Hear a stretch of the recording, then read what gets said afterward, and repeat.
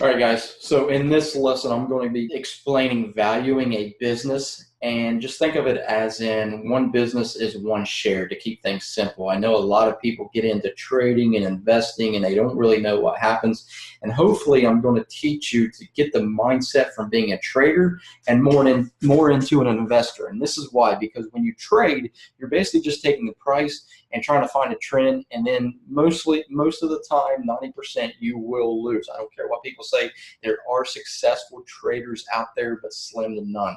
There's only about 10%, I think, is what the statistics show, that actually succeed. So let's look at it as in investing. When you look at investors, you think of Charlie Munger, Warren Buffett, Carl Icahn. All those great names are known for a reason, and that's because they are successful. So hopefully I'm going to show you and enlighten you of why become an investor, whereas you don't need to be a trader, and just basically get the simple concept down. When you own a business or when you own a share, you're basically owning one piece of the business or one business, okay? So when you own a share, you are the owner of that business.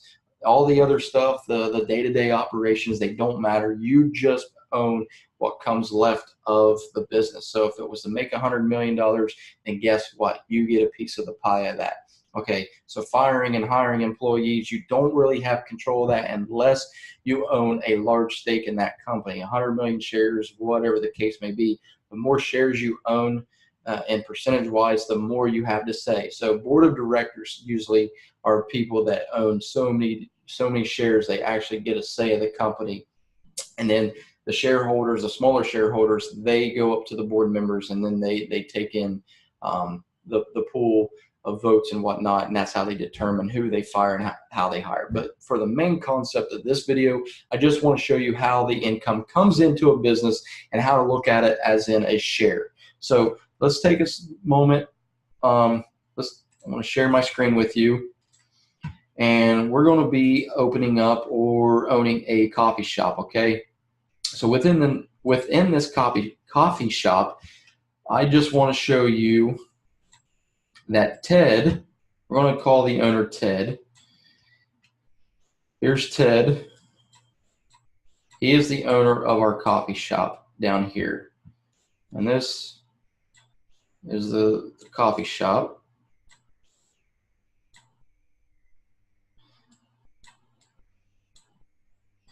And over here, we have customers flowing into our business. And just for the sake of this video, I want to do on an hourly basis, just for 1 hour. So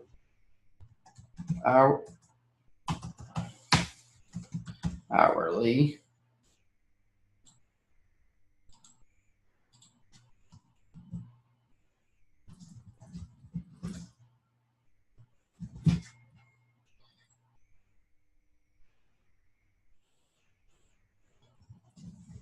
This is the business.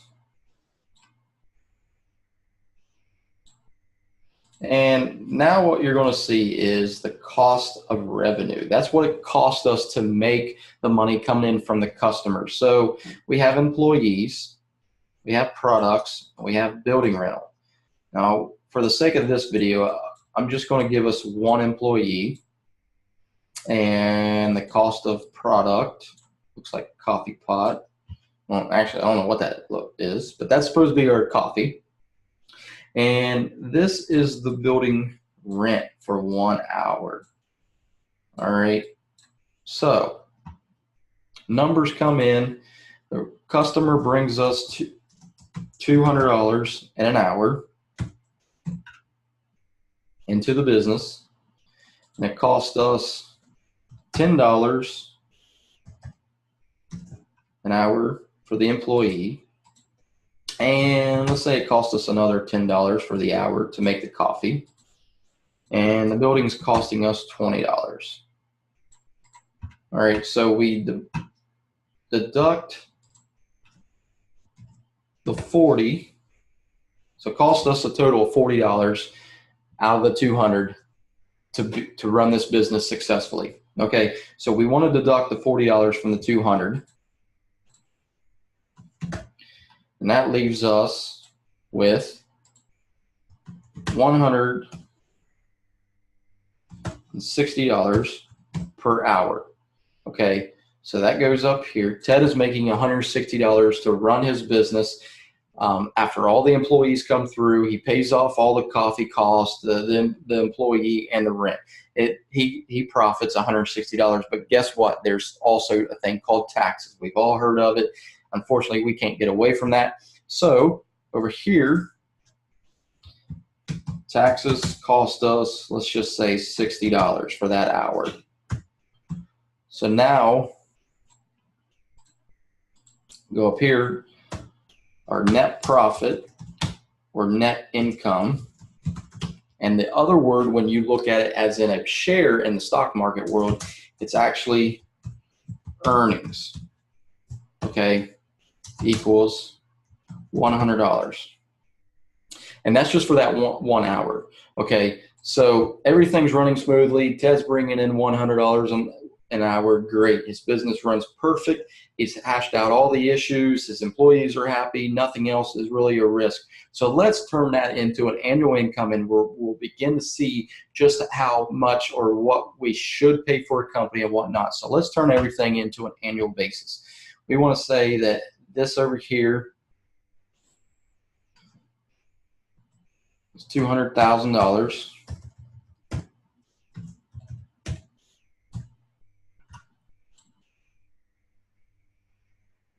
And this is actually costing us $10,000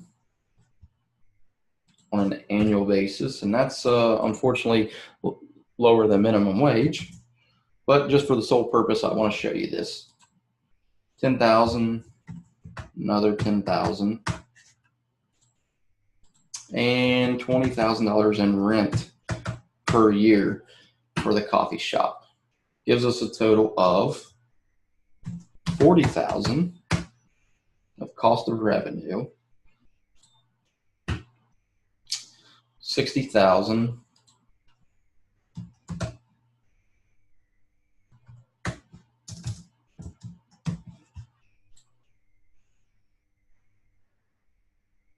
$160,000 in gross. That was before taxes. It cost us $60,000 in taxes, and gives us a net income or earnings of $100,000 per year.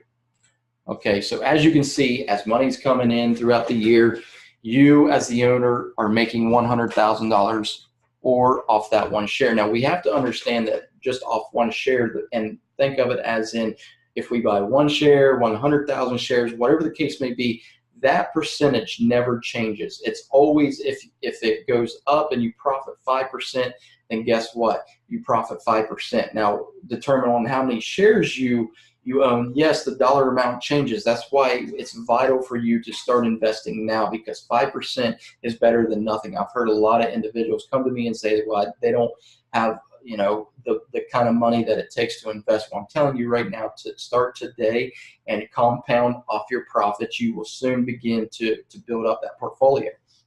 So anyways, we must understand that this is how money comes into a business. Now we want to determine what are we willing to pay for this business.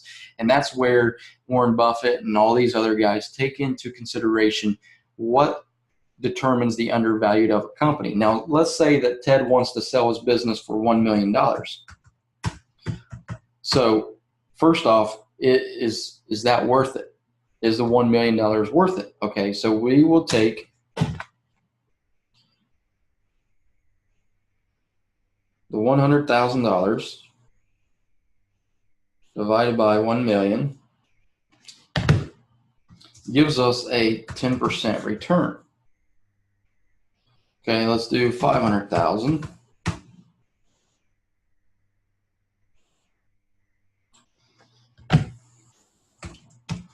%, and let's just do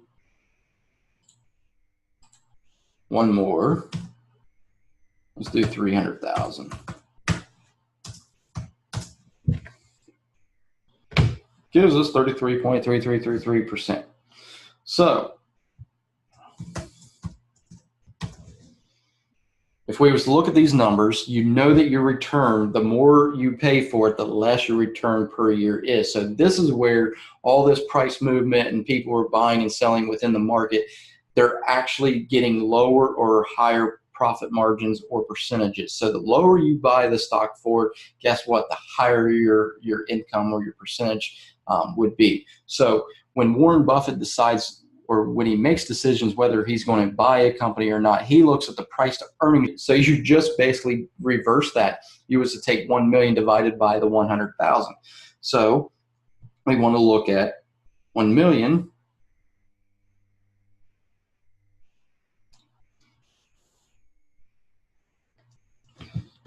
So this would be a PE ratio of 10, 500,000.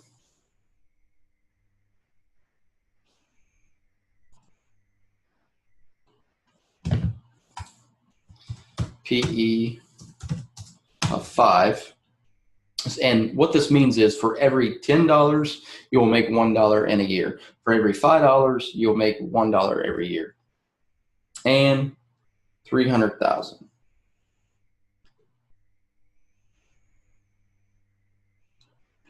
Gives us a PE of 3. So when Warren Buffett decides whether or not he wants to buy into a company or buy a company, he looks at its PE, and that usually the golden rule, or the golden rule of thumb here is 15 or less. He no longer, or he doesn't want to pay more than 15 PE or 15 price to earnings ratio. So that means that for every $15 spent, he'll make $1. So when you rule out all these companies, whether you should invest in them or not, you have to think 15 or less. That is, it becomes a greater value for your dollar spent. Okay, so I hope that helps. You look at all these, this graph right here, and you start to understand that why trading versus investing. Would you rather invest wisely or just trade on basically a numbers movement? And this hopefully clarifies that, and that's it for this lesson. If there's any questions, reach out to me. And once again, 15 PE or less. 15 to 10 is really good. Okay, so that means for every $15 spent, you'll make $1. You don't want to spend $25 to make $1. You want 15, 10, or 5. So I hope this helps traders. I hope this helped you kind of get into the mindset, oh, you should start investing rather than just trading, because now you start to see what happens into a company's finances and how it works. And when you invest, or when you throw in your money into the market, you're actually investing into a company, and it might be a bad company. So guess what? Its price action might go down and you're going to lose your investment. Whereas if you know that you're investing into a great solid company, you don't have to worry as much on your investment. You just have to understand your margins and your margin of risk, and whether or not that company is going to make you the profits that you want to. The more you pay for that company, the lesser your return is going to be. So I hope that helps, and I'll see you in the next video.